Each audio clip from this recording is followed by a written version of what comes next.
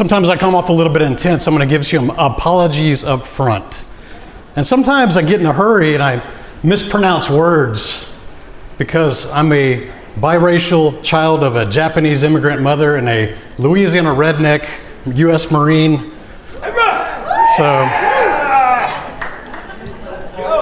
And just like my mom, I learned how to speak watching Sesame Street because she didn't know English when she moved over here. But today I'm not going to talk about all that. I'm going to talk about reinvention.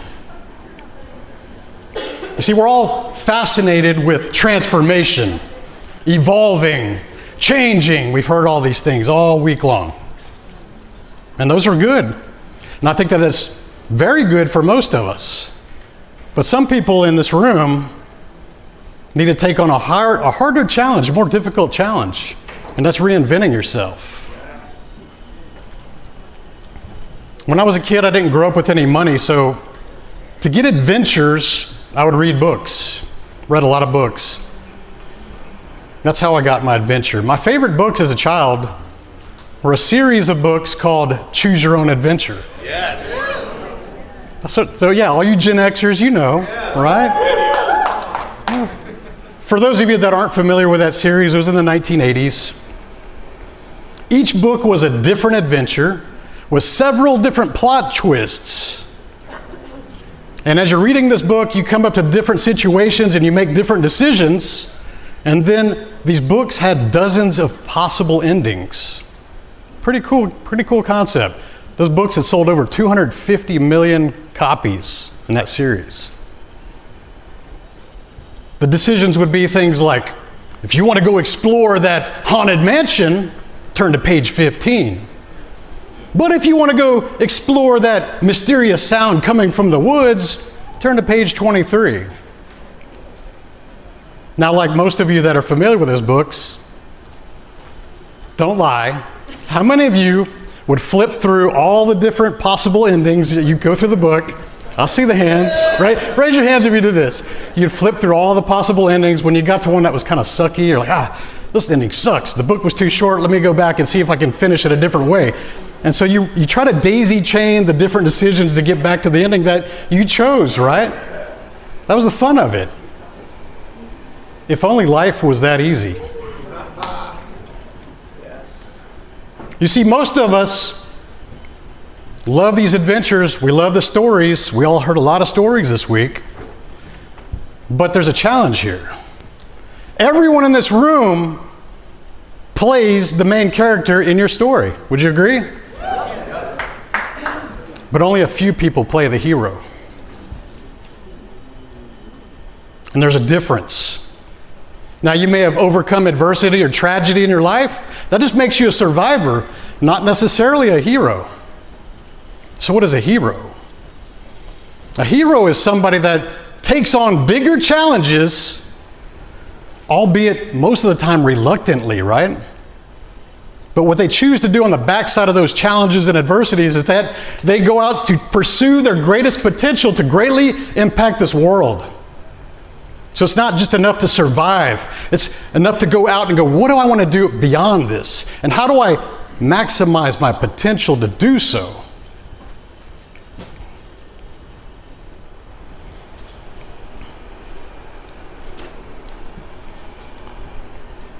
Every single hero requires some sort of inciting moment, a catalyst, period, an event, something that required them to start to consider that they needed to take the change. I'm going to share the story of my inciting moment, which was in December 2015. I'm in the steering wheel in the driver's seat of a Dodge Viper, 1,000 horsepower, twin turbo. And I'm at the drag strip and I'm on the starting line and I'm looking at the lights, waiting for them to turn green. And my goal for this run was to set a new national record somewhere in the 9-second zone with that type of car. Light comes down, turns green, hard launch. I can feel the weight of the car transfer over the back axle, plenty of traction. Car's really got a good launch. Based on experience in drag racing, ET matters about the launch. So it's good. Shift to second gear. Thing is moving. The car's making all the right sounds. get the third gear, and I could start to see the finish line at the end of that quarter mile starting to approach really fast. I was like, oh, this is going to be a record pass. This is going to be it. Last pass of the night. And then all of a sudden the car decides it wants to go to the right lane, and I'm in that right lane right next to the wall already. Now I'm trying to keep that car off that wall. I'm trying to keep that car off that wall because I want that goal. But then the car, like a magnet, just sucks to that wall and starts grinding to the side of that car on that Jersey barrier wall. And I felt angry and I felt disappointed because a shop had trusted me with that very expensive vehicle. It was an ego check on my own driving ability.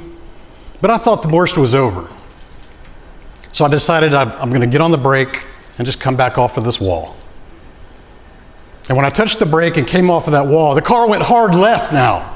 I'm still trying to go straight, but the car's going hard left. And now I'm looking at the other concrete wall in the opposite lane at 130 miles per hour. It only took a short mental calculation to realize I got bad odds in this situation. And I really thought in that moment was going to be my last moment. And I even said to myself, well, here I go. I didn't feel any fear in this moment. But what I felt was a lot more profound. Although it felt like an eternity as I was approaching, it was only milliseconds at those speeds. But what I felt was an overwhelming sense of peacefulness. Peacefulness in the face of certain what I thought was going to be my demise. Boom! The car hits. Terrible noises, glass breaking, carbon fiber, aluminum, steel being ripped to shreds. And I was conscious, I just realized that I'm awake and I need to stay awake. And the only thing I could think in that moment was stay awake, get out of the car. Stay awake, get out of the car. The car was still sliding for a very long time at that speed. Because most people don't die in the impacts, they die in fires. And through race training, we understand that every fluid in your car is flammable. Gas, oil, transmission fluid, brake fluid, they're all flammable. All you need is one spark and you're a sliding fireball. And most people are knocked unconscious during the accident, and unfortunately they perish in the fire. So I just had to get out of this car. I didn't know if I was injured or not, but that was always thinking about. The lights are flickering on and off, it's dark, the cabin's filled with powdery smoke because the airbag's deployed. And the car finally comes to a rest, and I had to pry that door open. And I get out of the car and I'm looking at it, and there's wheels off the car. The entire front of the car smashed up to the windshield. And I was still calm at that moment. I'm in the back of the ambulance. The doors are still open. The wreckage is right in front of us. Paramedic is checking me out, asking me a bunch of questions to see if I have a brain trauma or injury, and I'm just answering. I'm very clear in this moment. And when she's done inspecting me, she says, do you want to hear something unusual? And I was like, oh, here we go. You're remarkably calm for someone who's just been in a major accident. You don't have an elevated heart rate. You don't have signs of stress or an adrenaline. You don't have any shakes. And I was calm in that moment. I was very aware that I was calm in that moment. And the reason that I was calm is I was looking out the back door of that ambulance at the wreckage, and there was a series of questions that were going through my mind. What if I would have died right there? Why am I still here? If I would have died right there, how would people remember me? That third question hits you hard. Because very few people ever consider, how would you be remembered? If today was your last day, because no day is guaranteed, how would you be remembered? Logically, we start comparing ourselves to maybe people that are in our friend circle or families that we recently lost. And you're like, hey, I was kind of so like that guy. I was kind of like that guy. And how was he remembered when he passed? What does the comments on his Facebook post say? And how do people recall what he did and what you do? And I didn't like the answer because it came to me very quickly. Nice, rich guy, cool cars, gone too soon. Is that enough? The word that was missing was impact. Yeah, I've impacted, just like all of you, I've impacted people that were close to me, people that were friends, family, employees, people in close proximity. They got a lot of benefits for the impact that I've been able to help with them. But what it really highlighted is that I was not pursuing my potential to create the greatest impact possible within me because of my own insecurities and fears. It was only a few years ago I would have been terrified to stand on this stage and talk to you guys. I did my entire life being the MVP in the background, hiding behind my corporate logos, because I've got a skin condition called vitiligo, and I'm literally covered with spots, head to toe. And I got so tired growing up with people looking at me and going, "What's wrong with you? What's wrong with you?" And I always had to give them answers, and I had to be funny about it. That was the disarming method for me. And so I avoided cameras, I avoided spotlights. I didn't like the sound of my own recorded voice. And so I decided that I'm hiding from my greatest potential by helping other people with the things I know that I'm gifted to help people with. And so I hired a speaking coach, and I made myself uncomfortable, and I did videos on social media every single day for over a year, 365 driven, right? And those videos sucked, and I knew they sucked, but it was the best that I could do. So I wasn't always a hero in my own story. Yeah, I've been successful in corporate, multiple six figures, management in a Fortune top 10 company. Built companies and sold those for millions. Not a hero. Still hiding. MVP in the background. Is anybody feeling this?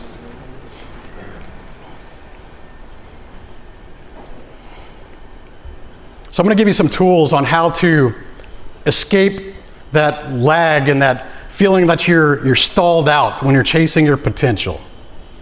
The first one is that you need to create a victory log. This is something you should put in your phone on an app that maybe you can also, I like Evernote, easy suggestion, it's free. Because whatever you type into your phone also shows up on your computer when you see it, and you can add them from both places. A victory log is really simple. It's a chronological list of everything that you remember that makes you feel empowered, or you felt joy in that moment, or something that you achieved. And you can go back as far as you can, all the way to your childhood. In fact, I would challenge you to go back all the way. Because the longer that list is, the more reasons and proof of evidence that you're going to have that you had success in your life. So when you take stages like this, or before you push record on your videos, and you feel that hesitation, I still feel those things. That victory log's handy because we always carry a phone with us, don't we? You can quickly pull that out, look and read some lines and the things that you've achieved, no matter how big or small. Whatever you felt good about, becoming a father, personal record on a deadlift, winning an award, even if it's a Cub Scout or Girl Scout award, like put it on there. We need some evidence that you've been productive and you've done things, and we all have. You just don't recognize those things. So victory log is something you should always have, and this is a living document. If you had some breakthroughs or achievements even in this week, that should be the last line on that list. Keep it going. It's a lifetime thing. The next set of tools I'll teach you is a simple acronym. The first three letters of the alphabet, ABC. Action, belief, consistency. As I look back at all the successes I've experienced in my life, there was always those three things in common. Action, belief, consistency. Action. You must always be in motion. Too many people are sitting around stagnant, waiting for that perfect time to start something, or waiting for that perfect opportunity. Someday I'm going to do that. Someday I'm going to write a book. Someday I'm going to get on stage. Someday I'm going to start a podcast. Someday I'm going to start a business. And look at any calendar. Someday is not one of the days of the week, is it? And whatever excuses that you have, or justifications, which are still excuses, realize that millions, if not billions of people had similar challenges in life as you, but they still made it happen. So your priorities need to increase. Whatever you're wasting time on right now is your priority. People don't want to hear that. But whatever you're wasting your time on right now is your priority. So take that action. Successful people don't have all the answers, and they don't wait for all the answers. They just start, and they figure it out as they go. Belief. Too many of you are wasting too much time trying to get everyone else to believe in you when you should be working on believing in yourself. How are you going to expect anyone to believe in you when you don't do that? You need to believe in what's possible. You need to believe that there is no limit to your potential. And you cannot truly believe anything until you gain the awareness and the courage to finally question everything. We have a lot of social stigmas in the way we're raised, schools, parents, friends, circles, zip codes. Sometimes the best education you'll ever have is unlearning all the crap that you've learned.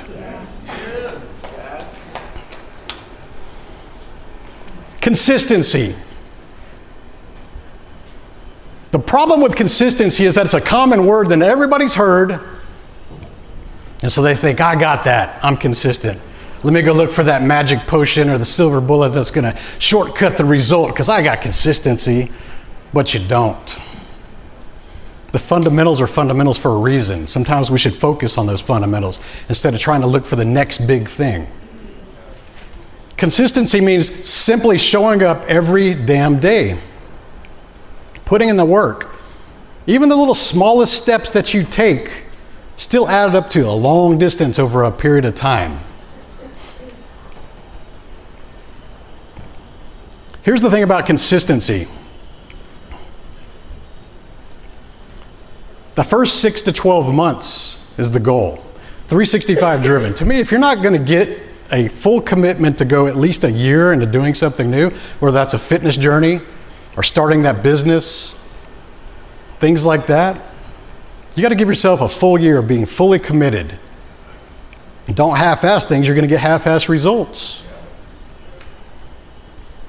And when you start to announce that I'm going to go do this thing, I'm going to start that business, I'm going to go on a weight loss journey, you're going to have people initially support you because it's out of your norm, right? And you're going, oh, maybe this is easier than I thought. I have all these people supporting me. But then you go to the valley of doom, the no man's land. After about 2 weeks of that, people stop liking your posts. People stop watching your videos. Sometimes you feel like you're talking on your podcast to an empty microphone. You feel like you're speaking on a stage with nobody in the room. And most people will quit because they start going, maybe I suck at this, and maybe I'm just not the right person for this, and maybe I'm just not cut out for this, or maybe I'm pissing people off. Oh well, I'm just going to go pivot and do something else. So, you got to get through that. You got to go through the full year. Then you'll start seeing people reward you. People watch you in silence. They're curious. They're all skeptics, though, because most people start something and quit. So until you get through that 1 year of proving that you're serious about it, they're not going to give you that credit. They're not going to really openly support you until you've earned that respect from them. So let's get back to sharing that story, creating that story for you. A young man is on his way walking to work, and he has a few extra minutes to spare, so he decides to take the scenic route to go through the park. And as he's walking through the park along the row of beautiful flowers, he sees an elderly man sitting on a park bench. The man is smiling and observing the beauty of nature, and as he approaches the older man, the man stops him and he says, "Hey son, do you have the time?" Of course, the younger guy looks at his watch, and he's like, 7:45 a.m. And the old man, still smiling, gestures for the younger man to sit down next to him, so he sits down. The older man looks at him and says, "Son, do you remember when we went to the Colosseum in Rome? How about the time we took that cruise together on the Greek Isles?" And quickly the young man realizes, oh man, this elderly guy is struggling with his memory. He thinks I'm his own son. And so the younger man starts to listen to these fascinating stories. The guy is sharing all these vivid details of a life well lived, full of adventure, memories. And at some point, the older man starts to repeat that story, but he's still telling the stories with the same enthusiasm and the warm smile. And so the younger man just fascinated. He can't break away. But then he eventually looks at his watch, and it's been an hour he's sitting there. He's like, oh, I'm going to be really late for work now. So he thanks the old man and says goodbye to him, and he heads on to work. And when he gets to work, his boss is pissed off. Where have you been? He's yelling at him. And the young man tries to explain to him why he was late, but the boss didn't care. So the young man had a decision to make in that moment, he realized. And he said to his boss, I'm resigning today because that old man gave me a gift. Even though he was struggling with his memory, the memories that he did have were wonderful. And it made me realize that I'm not doing a very good job of building my own wonderful memories. And I'm going to go start doing that today. So I urge you to be more urgent with your time. You get to choose your own adventure. Just like those books, if you don't like where you're currently at, you can flip permission. You have permission from everybody in this room to flip back to different decisions to get to a different outcome that you may like. And here's the thing. You may not even like that adventure that you're currently in or that job that you're currently in. Maybe you've worn that book out. You can always pick a new adventure. You can always reinvent yourself and find that next book. So I challenge you to start putting your purpose above your fear, going out in the world and greatly impacting this world to your ultimate potential, and go be the hero of your story.